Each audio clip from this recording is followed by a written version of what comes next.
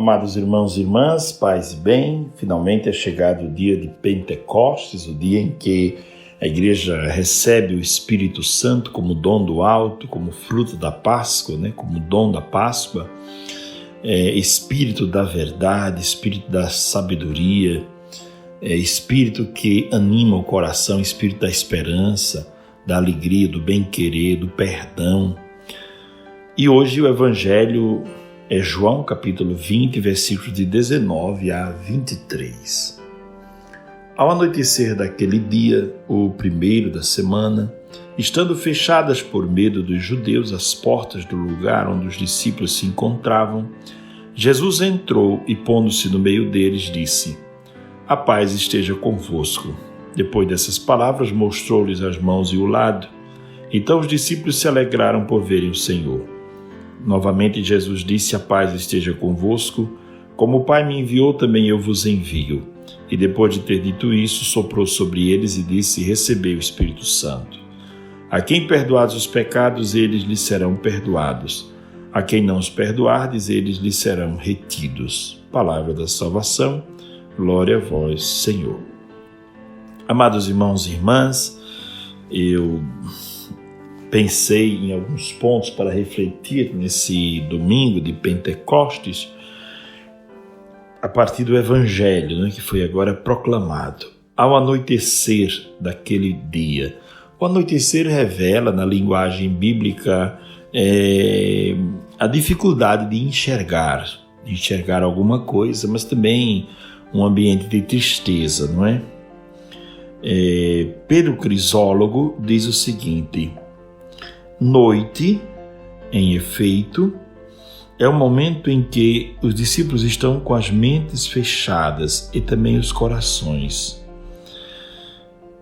Da mesma forma, ele dirá: portas fechadas, porque o temor era grande, fechados também, os corações.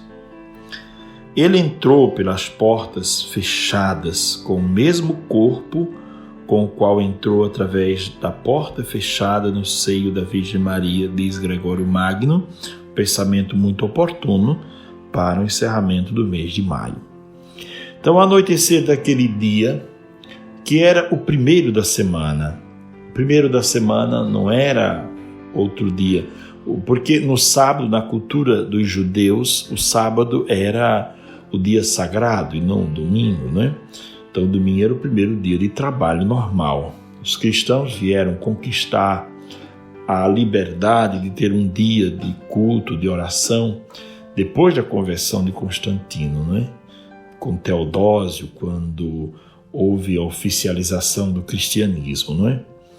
Então, antes os cristãos celebravam no domingo, mas depois do dia inteiro de trabalho. Era o primeiro dia da semana. Mas o primeiro dia da semana aqui também está ligado ao primeiro dia da nova criação. Deus está recriando o universo. E aquilo que Jesus faz aqui lembra a obra criadora do Pai. Eles estavam, diz o texto, com as portas fechadas, estavam com muito medo dos judeus, como nós também às vezes nos fechamos por medo. Quando você vê uma pessoa muito agressiva, muito fechada, não é que ela é autoritária, não é que ela está muito segura de si, é que ela está medrosa, muito amedrontada, não é? Então o medo faz com que a pessoa se feche. Os discípulos estavam trancados, com medo. E diz o texto, Jesus entrou. É bela essa palavra porque Jesus entra mesmo quando nós estamos fechados e presos pelos nossos medos. Jesus entra na nossa vida. E se colocando no meio deles, Jesus disse. Esse disse tem a ver com Gênesis, né? Quando Deus disse, faça-se. Deus disse, né? Quer dizer, Deus falou, Deus se comunicou e a palavra de Deus operou. Então, Jesus disse, como o Pai, como na criação, Jesus disse, falou. A paz esteja convosco. Que paz é esta? Ele não não oferece como uma coisa alternativa, como um presente, mas dá como um dom, não é? A paz esteja convosco. E não é uma paz qualquer, ele está dando a paz que vem dele. E continua, depois dessas palavras, mostrou-lhes as mãos e o lado. Quer dizer, ele mostrou que o mesmo que morreu está agora ressuscitado. E mostrou que ele tinha vencido a morte. E os discípulos se alegraram, diz o texto, retomaram a alegria venceu o medo, por verem o Senhor novamente. E Jesus disse, a paz, de novo, esteja convosco. Em sua saudação de paz, diz São Máximo Confessor, ele infunde no coração dos discípulos tranquilidade que vem do próprio Espírito Santo. Pois bem, a paz esteja convosco. Como o Pai me enviou, também eu vos envio. E agora Jesus dá um passo importante, que é enviar a sua igreja em missão. Envia os seus discípulos. Olha, eu fui enviado, como o Pai me enviou, eu vos envio com a mesma autoridade. Em outro texto ele dirá, não é? Que Deus dá autoridade de pisar serpentes, de se tomar algum veneno não lhes fará mal algum, curar os enfermos, expulsar demônios. Então, como o Pai me enviou, também eu envio a igreja, com a mesma autoridade. Mas a autoridade, sobretudo, para amar. A maior autoridade da igreja é a autoridade que se expressa no amor e não na força, não é?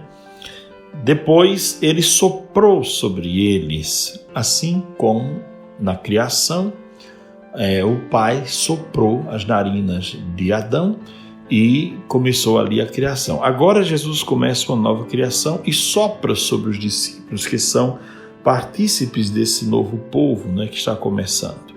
Recebei o Espírito Santo, recebam o Espírito Santo. A quem vocês perdoarem os pecados, eles lhes serão perdoados. Então a missão da igreja é perdoar, é o espírito do perdão, é o espírito da paz, é o espírito da verdade. Hoje nós podemos concluir essa nossa reflexão rezando o Salmo, que eu não vou rezar todo, mas apenas um pequeno trecho. É a sequência de Pentecostes. Espírito de Deus, enviai dos céus um raio de luz. Vinde, Pai dos pobres, dai aos corações vossos 7 dons. Consolo que acalma, hóspede da alma, doce alívio vinde. No labor descanso, na aflição remanso, no calor aragem. Enchei-lhes bendita chama que crepita o íntimo de nós. Sem a luz que acode, nada o homem pode, nenhum bem há nele. Ao sujo lavai, ao seco regai, curai o doente. Dobrai o que é duro, guiai no escuro, o frio aquecei. Dai à vossa igreja que espera e deseja vossos 7 dons. Dai em prêmio ao forte uma santa morte, alegria eterna. Amém. Amados irmãos e irmãs, clamemos hoje o Espírito Santo para a nossa vida. Nós necessitamos do Espírito Santo para agir com sabedoria, com liberdade e com a graça de Deus deste mundo tão difícil. Que o Senhor nos abençoe e nos dê a graça de um bom dia e de um belo Pentecostes. Amém.